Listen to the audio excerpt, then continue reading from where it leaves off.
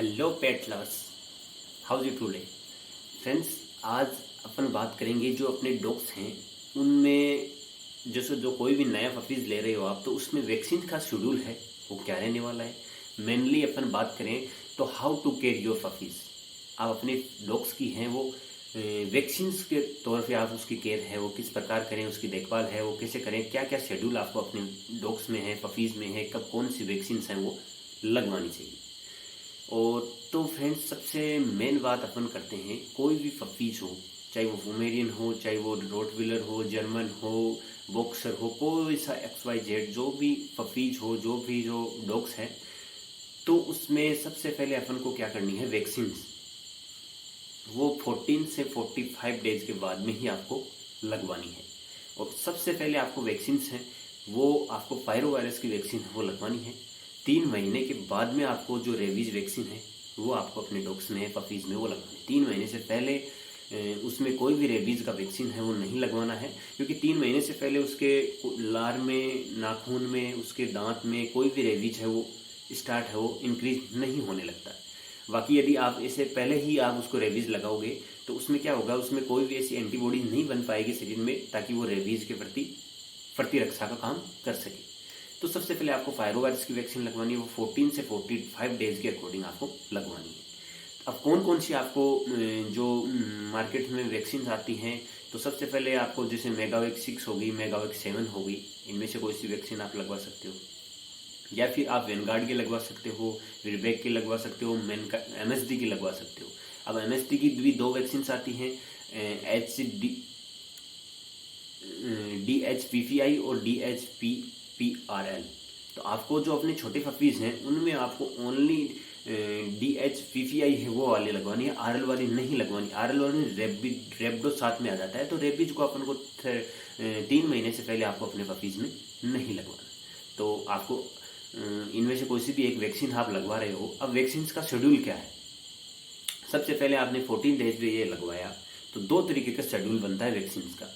आप जिस प्रकार से अफोर्ड कर पाते हो उसी प्रकार से आप अपने डॉग्स में है वो वैक्सीन लगवा सकते हो। तो सबसे पहले तरीका ये है, आपने आज वैक्सीन लगाया, इसके बाद में 21 दिन पे फिर से आपको वही वैक्सीन, जो आपने जिस कंपनी का वैक्सीन चूज किया वही वैक्सीन उसको 21 दिन के बाद में वापस रिपीट करना है, फिर 21 दिन के बाद में वापस रिपीट करना है। उसके बाद में 7 दिन के बाद में आपको रेबीज का वैक्सीन है वो स्टार्ट कर देना, फिर रेबीज का वैक्सीन लगाना, फिर 21 दिन पे फिर रेबीज का, फिर 21 दिन पे रेबीज का। ये तो एक शेड्यूल तो ये हो गया। यदि आप इतना एफर्ट नहीं कर पाते हो, आपको बूस्ट डोज ही लगवानी है, तो आप दूसरा तरीका भी अपना सकते हो। आपको 14 डेज पे, यदि आपका पफीज है, डॉग है, वो 40 दिन का, 45 दिन का हो गया, तो उसको आपको कोई सी भी एक वैक्सीन है वो फिक्स करके वो वैक्सीन उसको लगवानी है। वो लगवाने के बाद उसको 28 डेज के बाद में आप उसको सेम जो वैक्सीन उसको लगी थी जिस कंपनी की, वही वैक्सीन उसका बूस्टर डोज लगवाना है। इतने में जैसे आपने पहले पायरो की लगवाई, आज पायरो की लगा के आपने मेगावेक्स 7 लगवाई, कोई सी भी वैक्सीन लगवाई, 28 दिन के बाद वापस वो रिपीट करवानी। रिपीट करवाने के बाद में आपको क्या करना है, 7 दिन के बाद में आपको उसको रक्षारब जो वैक्सीन आती है रेबीज की, जो रेबीज वायरस की एंटीबॉडीज बनी हुई, वो आपको उसको लगवानी है। और फिर 7 दिन के बाद में वो आपने लगवाई और उससे 28 दिन वापस काउंट करके उसको वापस आपको वो लगवा लेनी है।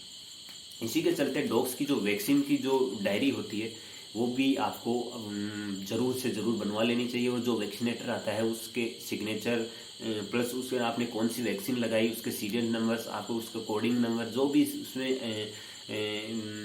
एंट्री करनी होती है वो सारी एंट्री करवा के रखिए। और जिस जिस डेट पे वैक्सीन लगवानी होती है उसी डेट सेम डे पे आपको वैक्सीन लगवानी रहती है। क्योंकि यदि आप कहीं भी ट्रेवल करते हो, फ्लाइट में, ट्रेन में, बस में, कहीं भी आपसे जो भी डॉग्स हैं उनकी जो पासिंग मांगेंगे, तो आपको वैक्सीन का शेड्यूल है वो बिल्कुल आपको डायरी हो शो करवानी होगी। या फिर कोई भी पुलिस से संबंधित कोई भी केस हो जाता है, आपके नेबर्स आप पे क्रॉस केस कर देते हैं, यदि अब उसको कोई डॉग बाइट कर लेता है, तो आपके पास यदि वैक्सीन का सही शेड्यूल से वैक्सीन उसको की हुई है तो आपके पास में कोई ऐसा इश्यू है वो आपको ज़्यादा परेशानी का सामना फेस है वो आपको नहीं करना पड़ेगा। तो फ्रेंड्स, ये था छोटे पपीज़ हैं उनमें मैंने आपको सही तरीके से समझाया। यदि आपको वीडियो एक बार में समझ में नहीं आया तो आप 2 बार देखिए, 3 बार देखिए, मैंने पूरा अच्छे से शेड्यूल है वो आपको सामने फेस किया है। यदि आप इसी के अकॉर्डिंग आप चलते रहोगे अपने डॉग्स के लिए, तो आपके डॉग्स में कोई भी ऐसी समस्या नहीं होगी।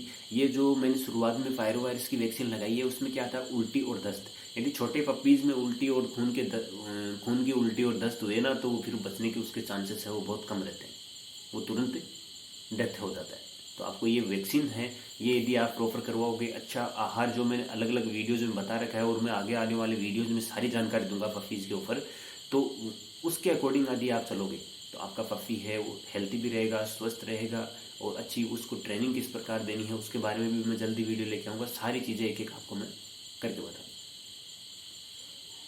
थैंक यू, धन्यवाद बहुत।